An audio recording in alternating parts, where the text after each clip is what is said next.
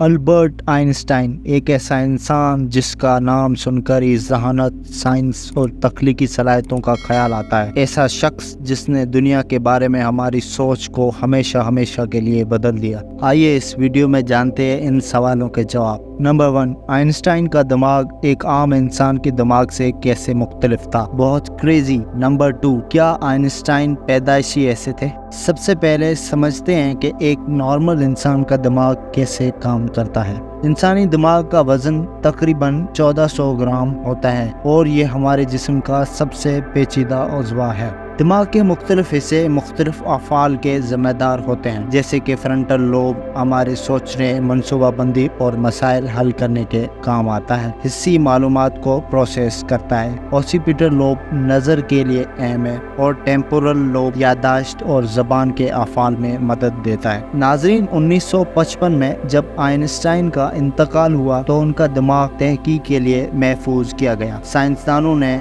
उसका तफसीली तज्ज़िया किया और चंद हैरानकुन फर्क दरियाफ्त किए। आइंस्टाइन के दिमाग की पायरेटल लोब खास तौर पर उसके बाएं जानिब की साख्त यानी स्ट्रक्चर दीगर लोगों के दिमागों से मुख्तलिफ थी। पायरेटल लोब वो हिस्सा है जो रियाजी, तज्जियाती सोच और मकामी इदराक में मदद करता है। आइंस्टाइन के इस लोब में मौजूद गायरी की तादाद ज़्यादा थी, जो इस बात का सबूत है कि यहाँ ज़्यादा न्यूरॉन्स थे जो इसे पेचीदा रियाजी के मसाइल को हल करने में मदद देते थे। नाजरीन, लेफ्ट ब्रेन हमारे जिस्म के राइट हिस्से को कंट्रोल करता है और राइट ब्रेन हमारे जिस्म के लेफ्ट हिस्से को कंट्रोल करता है।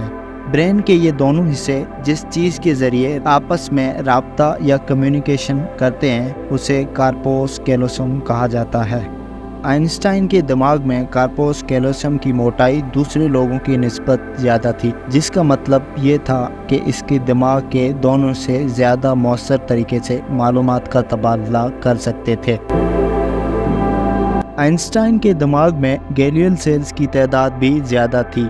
ये सेल्स न्यूरॉन्स को तवानाई फराहम करते हैं और इनकी हिफाजत करते हैं। ज़्यादा गैलियल सेल्स की मौजूदगी इस बात की निशानदेही करती है कि आइंस्टाइन के न्यूरॉन्स को ज़्यादा तवानाई फराहम की जाती थी, जो इसकी गैर मामूली ज़हानत का एक मुमकिन सबब हो सकता है।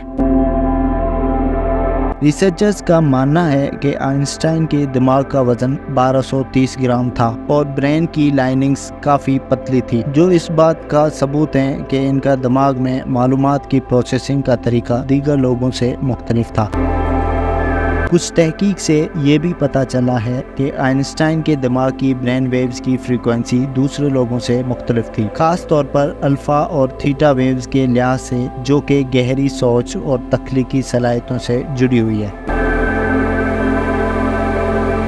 सबसे बड़ा सवाल ये है कि क्या आइंस्टाइन ऐसे खास दिमाग से पैदा हुए थे या उनके दिमाग में बाद में तब्दीलियां आई? नाजरीन, रिसर्च ये बताती है कि अल्बर्ट आइंस्टाइन पैदाइश के बाद पूरे 5 साल तक बोल नहीं सकते थे, जबकि एक आम बच्चा 2 या 3 साल की उम्र में बोलना शुरू कर देता है। उसके बाद जब उन्होंने बोलना शुरू किया तब भी वो ज़्यादा बोलते नहीं थे, बस अपनी सोचों में गुम रहते थे। शुरू में उनके पास चीज़ों को याद रखने की सलाहियत बहुत कम थी, लेकिन स्कूल लाइफ में आइंस्टाइन मैथ्स और साइंस के अलावा हर सब्जेक्ट में फेल होते थे।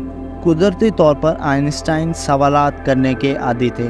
उनको जब भी अपने सवालों के जवाब नहीं मिलते थे तो ये अपने दिमाग से ही इन सवालों के जवाब तलाश करने की कोशिश करते थे। इनकी ज़हानत का अंदाज़ा इस बात से भी लगाया जा सकता है कि 12 साल की उम्र में एक बार जब उनके मैथ्स टीचर अपने ज्योमेट्री की बुक इनके पास भूल गए तो हैरत अंगेज तौर पर वो पूरी बुक एक दिन में पढ़कर ज्योमेट्री में अबूर हासिल कर चुके थे। और तो और वो 14 साल की उम्र तक कैलकुलस के माहिर बन चुके थे। मैथ्स और साइंस में इनकी महारत इनके असातिज़ा के लिए परेशान कुन होती थी। उनकी ज़हानत ने इतनी बड़ी यूनिवर्स को सिर्फ एक छोटी सी इक्वेशन में बंद कर दिखाया। आइंस्टाइन के अपने मुश्किल और अजीब सवालों की तलाश ने इनके जहन को और खोला। नाज़रीन, साइंसदानों और रिसर्चर्स का ये मानना है कि इस वजह से उनका ब्रेन पैदा होने के बाद इतना स्पेशल बना। ये तमाम खुसूसियात आइंस्टाइन की गैर मामूली ज़हानत ذہانت، تخلیقی صلاحیتوں اور سائنسی کامیابیوں کی وضاحت کرنے میں مدد کرتی ہے۔ آئنسٹائن کے دماغ کی ساخت اور اس کے افعال میں موجود یہ انوکھے فرق آج بھی سائنسدانوں کے لیے تحقیق کا موضوع ہیں، اور ان سے معلوم ہوتا ہے کہ آئنسٹائن واقعی ایک